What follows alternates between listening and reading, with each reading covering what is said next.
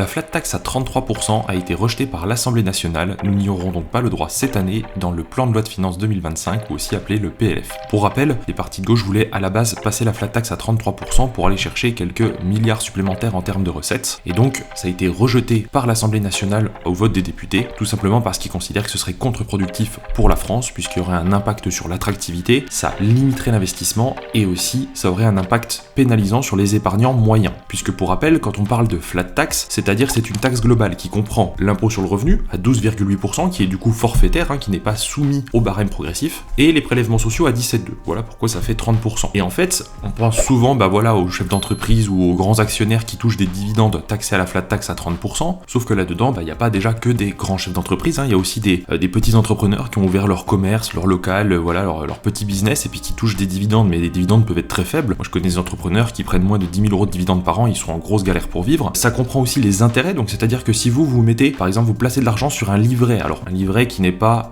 défiscalisé, donc typiquement vous avez les intérêts des PEL de plus de 12 ans, vous avez les livrets, ce qu'on appelle des comptes à terme, les livrets bancaires non réglementés, etc. Donc ça, vous en tant que particulier, vous seriez taxé non plus à 30%, mais à 33%. Vous avez également donc les plus-values de cession mobilière, donc ça, c'est plus une niche, mais c'est quand vous faites des plus-values sur des actions ou des obligations, sachant qu'il y a beaucoup de particuliers qui sont des gens de la classe très moyenne et qui, ils ont 10 000 euros de côté, ils se font conseiller, donc ils achètent par exemple des obligations sur 3 ou 4 ans. Et on a aussi les revenus des contrats d'assurance vie, donc ça c'est pour tous les contrats d'assurance vie qui ont été souscrits après le 27 septembre 2017, c'est précis, et qui dépassent les 150 000 euros d'encours ou 300 000 euros d'encours pour un couple marié, donc eux, ils sont du coup taxés à 30% actuellement sur les bénéfices qui ont été faits, ou alors pour les contrats d'assurance vie qui ont moins de 8 ans. Voilà, ça peu importe le montant dessus, vous avez une taxe à 30%. Vous avez aussi les revenus des comptes titres, donc tous les gens qui boursicotent en bourse en se disant je vais acheter telle action, etc. Quand vous faites un bénéfice par rapport au montant que vous avez mis, c'est taxé aujourd'hui à 30%. Donc vous voyez, ça concerne vraiment un peu monsieur, madame, tout le monde, et pour tout type de produit. Et voilà, comme je vous disais, au-delà de ça, c'est vraiment l'idée que le gouvernement ne veut pas qu'on perde en attractivité,